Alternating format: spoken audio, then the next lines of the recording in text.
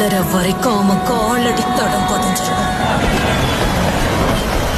அன்னைக்கு 2 சம்பவம் நடந்தது. Almighty இடமும் push.